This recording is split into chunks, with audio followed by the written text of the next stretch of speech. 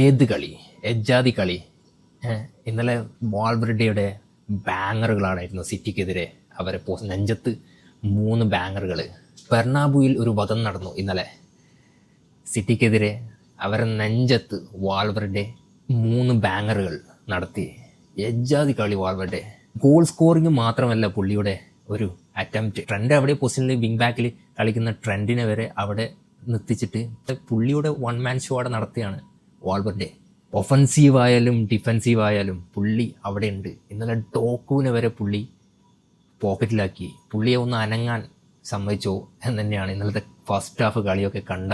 വാൾവെർഡെ offensive ഞാൻ തന്നെ, ഡിഫെൻസീവും ഞാൻ തന്നെ എന്നാണ് വാൾവെർഡെ ഒരു പ്രീവിയസ് ഗെയിമൊക്കെ കണ്ട് നമ്മൾ റയൽ മാഡ്രിഡ് നമ്മൾ വിലയിരുത്തിയതായിരിക്കുന്നു. പക്ഷേ ഇന്നത്തെ കളി കണ്ടപ്പോൾ നമുക്ക് മനസ്സിലായി എവിടെയും പോയിട്ടില്ല. റയൽ മാഡ്രിഡ് തന്നെയാണ്. ഒരുപാട് കാലമായി മിസ്സായ ഒരു സാധനമായിരുന്നു ഈ റിക്കവറി നടത്തുക റയൽ മാഡ്രിഡിൻ്റെ പ്ലെയേഴ്സ്. ഈ പ്രീവിയസ് ഗെയിമൊക്കെ കുറച്ച് മുമ്പുള്ള കളിയൊക്കെ റയൽ മാഡ്രിഡ് ബോൾ മിസ്സാവും, പാസ് മിസ്സാവുമ്പോഴും ബോൾ മിസ്സാവുമ്പോൾ ഒരു റിക്കവറി നടത്താൻ ഭയങ്കര ലേസിനെസ് കാണിക്കുന്ന ഞാൻ കണ്ടിട്ടുണ്ട്. പക്ഷേ ഇന്നത്തെ കളിയിൽ ഒരു സ്പീഡ് റിക്കവറി നടത്തുന്നത് ഞാൻ കണ്ടിട്ടുണ്ട്.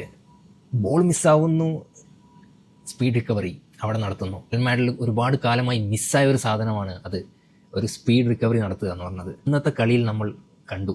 നമ്മൾ എന്താണ് പ്രതീക്ഷിച്ചത്, അതിൻ്റെ അപ്പുറത്താണ് നമുക്ക് റയൽ മാഡ്രിഡ് ടീം നമുക്ക് തന്നത്.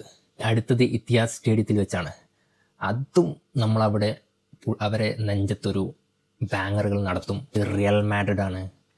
ചാമ്പ്യൻസ് ലീഗ് എന്ന് പറഞ്ഞാൽ റയൽ മാഡ്രിഡിന് ഭ്രാന്താണ്, അറിയാലോ.